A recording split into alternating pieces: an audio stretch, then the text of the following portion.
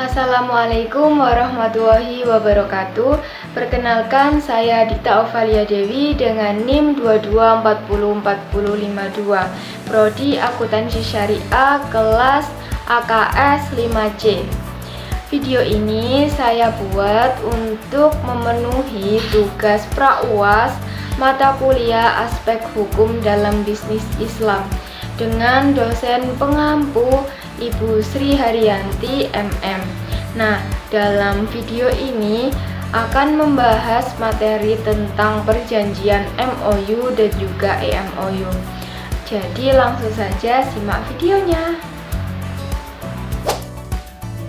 Baik, langsung saja. Yang pertama yaitu Memorandum of Understanding atau MOU. Sebelum itu, apa sih MOU itu? MOU merupakan sebuah dokumen resmi yang menunjukkan kesepakatan antara dua pihak atau lebih sebelum perjanjian resmi ditandatangani. Sifat dari MOU ini merupakan non-binding atau tidak mengikat secara hukum, tetapi menunjukkan niat untuk bekerja sama. Nah, kapan sih MOU ini digunakan? MOU ini sering digunakan pada tahap awal perundingan ketika pihak-pihak yang terlibat masih dalam proses merumuskan detail kerjasama.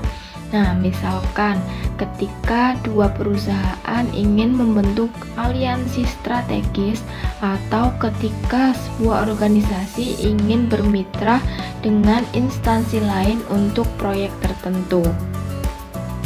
Selanjutnya yaitu manfaat MOU. Nah, ada beberapa manfaat yang ada pada MOU ini. Yang pertama yaitu memperjelas niat. MOU ini membantu memastikan bahwa kedua belah pihak memahami hak, tanggung jawab, dan tujuan yang ingin dicapai. Yang kedua yaitu dasar untuk kontrak. MOU dapat menjadi dasar dalam merumuskan kontrak bisnis yang lebih formal. Yang ketiga yaitu menghindari kesalahpahaman. Dengan adanya MOU, kesalahpahaman atau sengketa dalam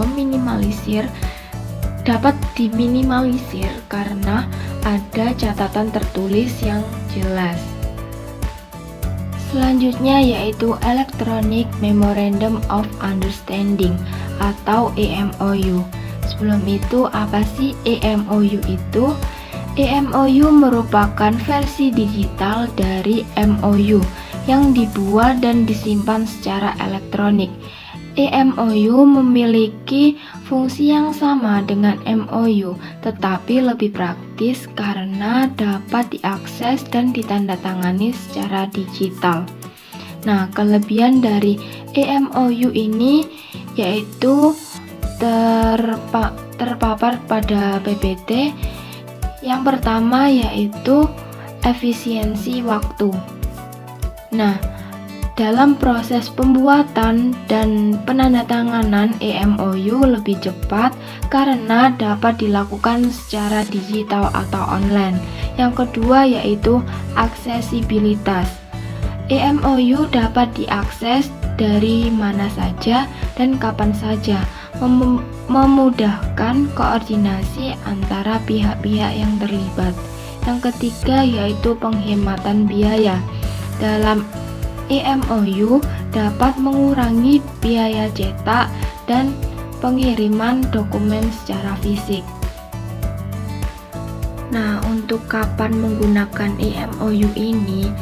Pada dasarnya, EMOU ini sangat berguna dalam situasi di mana pihak-pihak yang terlibat berada di lokasi yang berbeda atau ketika diperlukan proses yang cepat dan efisien. Nah, EMOU ini digunakan pada saat hal tersebut. Selanjutnya yaitu perbedaan antara MOU dan juga EMOU. Terdapat perbedaan yang pertama dari segi definisi. MOU ini merupakan dokumen yang menunjukkan kesepakatan awal antara dua pihak atau lebih sebelum perjanjian resmi ditandatangani. Kalau EMOU merupakan versi digital dari MOU yang dibuat dan disimpan secara elektronik. Sifat hukum dari MOU dan juga EMOU ini sama-sama tidak mengikat secara hukum. Nah, proses dari pembuatan MOU biasanya dibuat secara fisik dan ditandatangani secara langsung. Kalau EMOU dibuat dan ditandatangani secara online atau digital. Dalam hal aksesibilitas, MOU memerlukan akses fisik ke dokumen. Kalau EMOU dapat diakses dari mana saja dan kapan saja secara online. Dalam hal efisiensi waktu, MOU proses pembuatan dan penandatanganan bisa memakan waktu lebih lama daripada EMOU. Biasanya EMOU ini prosesnya lebih cepat karena dilakukan secara online. Dalam hal biaya, MOU memerlukan biaya cetak dan pengiriman dokumen secara fisik. Kalau EMOU ini dapat mengurangi biaya cetak dan pengiriman. Dalam hal keamanan, MOU ini rentan terhadap kerusakan fisik dan kehilangan. Kalau EMOU dapat dilindungi karena terdapat backup data secara digital. Dasar hukum dari MOU atau Memorandum of Understanding dan Electronic Memorandum of Understanding atau EMOU di Indonesia didasarkan pada prinsip kebebasan berkontrak yang diatur dalam pasal 1338 Kitab Undang-Undang Hukum Perdata atau KUH Perdata.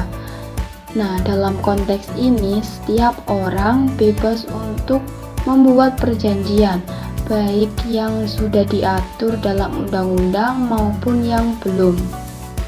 Dalam segi penerapannya, saya ambil contoh pada tanggal 17 Desember 2024, PT ABC dan PT XYZ menandatangani sebuah MOU untuk bekerja sama dalam pengembangan teknologi ramah lingkungan. Dalam hal ini terdapat perjanjian antara PT ABC dan PT XYZ. Dalam perjanjian tersebut, PT ABC akan menyediakan teknologi dan sumber daya manusia atau SDM, sementara PT XYZ akan menyediakan fasilitas dan pendanaan.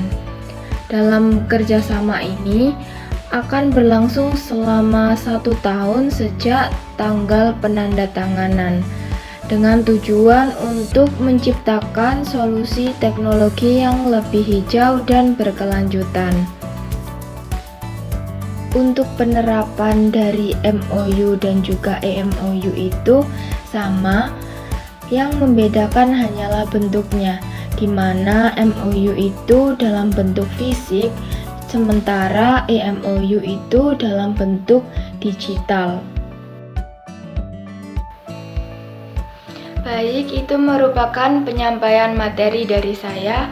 Gimana nih dari teman-teman? Pasti sedikit banyaknya sudah paham kan ya tentang MOU dan juga EMOU.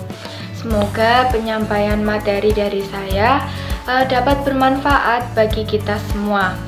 Saya mohon maaf apabila terdapat kekurangan dalam penyampaian materi, karena di sini kita sama-sama belajar ya. Dan terima kasih kepada kalian semua yang sudah menyempatkan waktu untuk menonton video saya ini. Terima kasih. Wassalamualaikum warahmatullahi wabarakatuh. Bye bye.